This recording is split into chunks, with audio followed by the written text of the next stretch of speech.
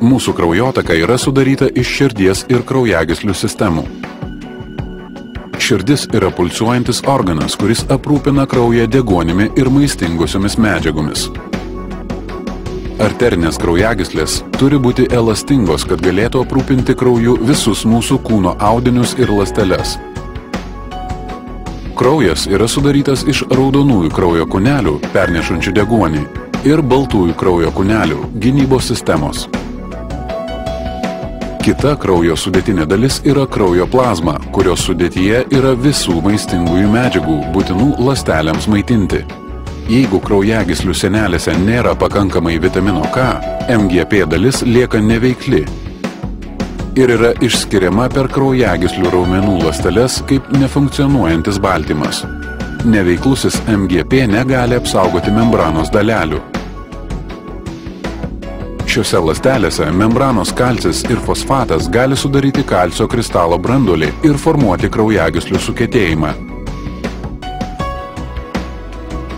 Maži kalcio kristalai gali sudaryti branduolį susiedami kalcio fosfato kristalus, kurie skatina kalkėjimo procesus kraujagyslių sienelės viduje.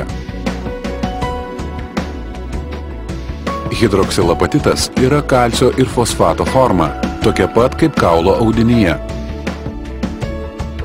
Viena iš būtinų maistingųjų medžiagų yra K vitaminas, reikalingas K vitamino baltymui aktyvinti visame žmogaus kūne. MENA Q7, priešingai negu dietinis K1, yra lengvai pasiekiamas ir bioaktyvus kraujagyslių audiniuose. Pasiekęs arterinių kraujagyslių sieneles, MENA Q7 prasiskverbia pro kraujagyslės raumens ląstelės membraną.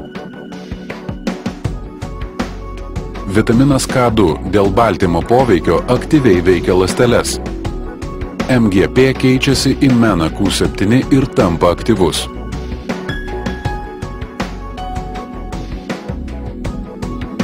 MGP funkcija – apsaugoti nuo užkalkėjimo ląstelės membranos daleles kraujagyslių sienelėje jas uždengiant.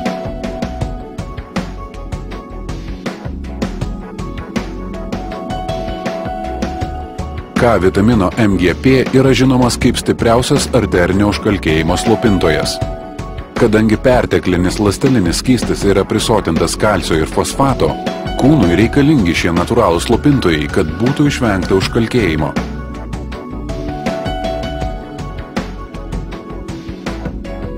Taigi, MENA Q7 atlieka kraujagyslių kalkėjimo slopintojo vaidmenį.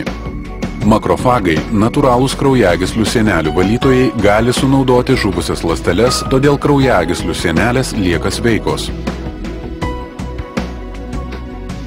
Ląstelės ir baltymai aktyviai reguliuoja kalkėjimo procesą.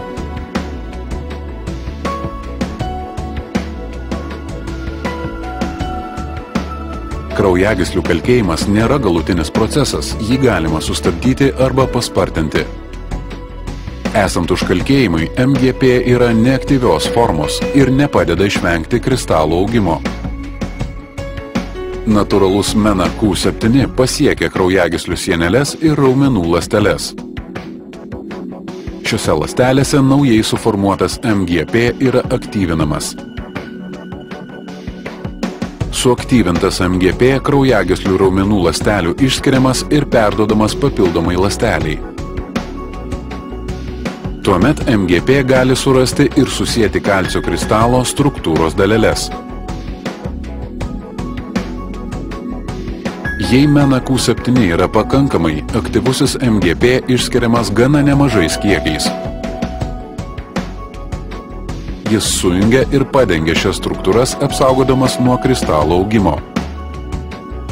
Kai aktyvuotas MGP sujungia du kalcio kristalus, jis suformuoja natūralią tolesnio kristalo augimo apsaugą, kartu blokuodamas šį procesą. Kalcis ir fosfatas nebegali susieti hidroksilapatitų struktūrų kraujagyslėse. Natūralus MENA Q7, aktyvindamas MGP, reguliuoja kalkėjimo procesą. Galiausiai makrofagai pagal tikslinius signalus geba surasti fagocitus ir šalinti arterinį užkalkėjimą. Dėl to mažiau kalkėja kraujagyslės ir vyksta kraujagyslių užkalkėjimo regresija.